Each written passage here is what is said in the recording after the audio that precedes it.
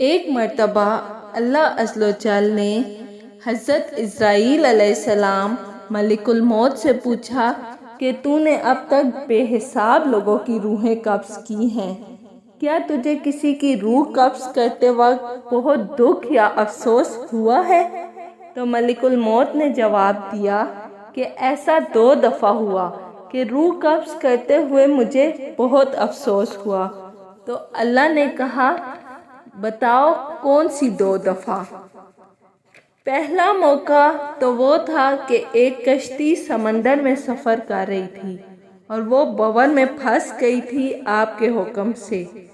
اچانک طوفان آ گیا، کشتی ہچکولے کھانے لگی، بالآخر کشتی ڈوب گئی، تباہ و برباد ہو گئی، جتنے لوگ سوار تھے سب مر گئے سوائے 2 مسافروں کے، ایک خاتون اور ایک اس کا نوزائیدہ بچہ بچ گئے۔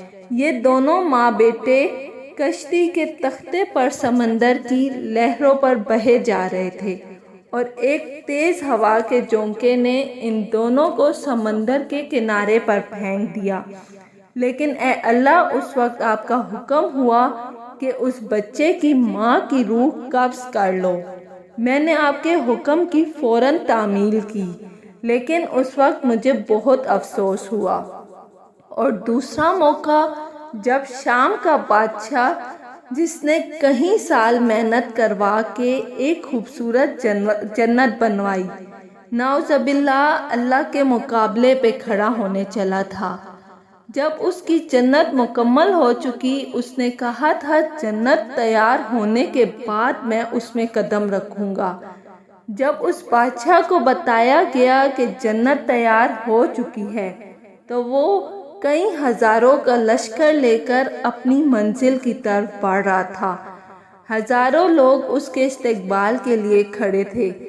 جب وہ جنت کے دروازے پر پہنچا، ابھی اس نے اپنی بنائی جنت پہ پہلا قدم رکھنا ہے، اس کا ایک پاؤں گھوڑے کی لگام پر تھا اور دوسرا پاؤں ابھی زمین پر پہنچا بھی نہ تھا کہ آپ کا حکم ہوا کہ اس کی روح قبض کر لو۔ اے اللہ، میں نے آپ کے حکم کی تعمیل کی، لیکن اس لمحے مجھے بہت دکھ اور افسوس ہوا۔ تب اللہ نے فرمایا کہ جس بچے کی روح تو نے سمندر کے کنارے قبض کی تھی، اس بچے کی پرورش کیسے ہوئی؟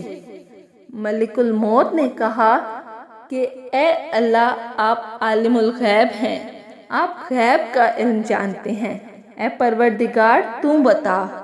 تب اللہ نے فرمایا، جب تو نے اس بچے کی ماں کی روح قبض کی تو میں نے سمندر کی لہروں کو حکم دیا کہ اس لاوارث بچے کا خیال کرے۔ ساحل کے قریب ایک سرسبز و شاداب جزیرہ تھا۔ ہم نے پھولوں کو حکم دیا کہ اس بچے کے نیچے پھولوں کی سیج بچھا دیں۔ ہم نے سورج کو حکم دیا کہ اپنی تیز شعاؤں سے اس بچے کو محفوظ رکھے۔ ہم نے بادلوں کو حکم دیا کہ اس بچے سے ذرا فاصلے پہ برسے۔ پھولدار درختوں کی شاخیں ہمارے حکم سے جھک کر اس کے منہ میں پھلوں کا رس ڈالتی تھی۔ اس جزیرے میں ہم نے ایک شیرنی کی ڈیوٹی لگائی کہ وہ روز اسے دودھ پلائے، لیکن اس شیرنی کی وجہ سے ایک اور کام بھی ہوتا تھا کہ کوئی خطرناک جانور اس بچے کے قریب نہیں بھٹکتا تھا، اسے نقصان نہ پہنچے۔ اس جزیرے میں ہم نے پرندے بھیجے تاکہ وہ ہر وقت چہچہاتے رہیں اور بچے کا دل پریشان نہ ہو۔ ہم نے ہوا کو حکم دیا کہ بچے پر آہستہ آہستہ سے گزرے تاکہ اس بچے کو کوئی تکلیف نہ ہو۔ اے اسرائیل، وہ تنہا بچہ جب پرورش پا کر بڑا ہو گیا، ہم نے اس بچے کے پیر میں کانٹا تک نہ چبھنے دیا۔ دنیا جہان کی اسے نعمتیں عطا کی۔ پھر ایک روز یوں ہوا کہ ایک بادشاہ شکار کے لیے اس طرف آیا اور اس کی نظر اس خوبصورت بچے پر پڑی۔ وہ اسے دیکھ کے بہت خوش ہوا، اس نے بچے کو اٹھایا اور اپنے محل میں لے گیا۔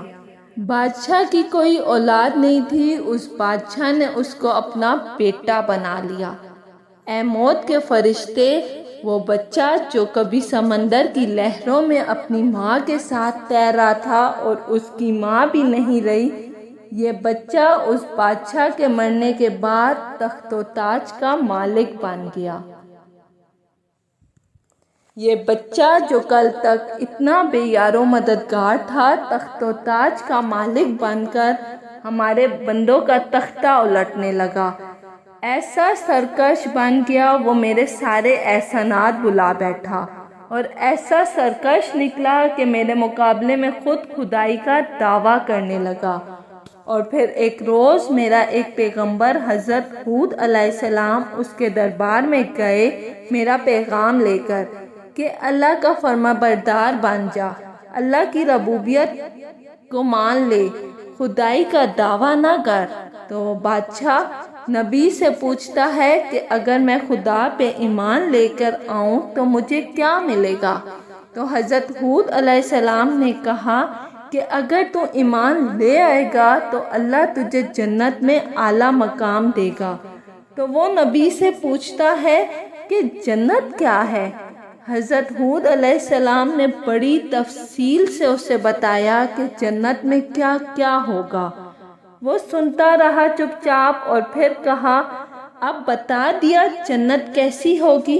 ایک کام کرو، جاؤ اور اپنے خدا سے کہہ دو، نعوذ باللہ، مجھے اس کی جنت کی ضرورت نہیں ہے، بہت پیسہ ہے، بہت غلام ہے، بہت کنیزیں ہیں، بہت مستری ہے، میں اپنی جنت بناؤں گا۔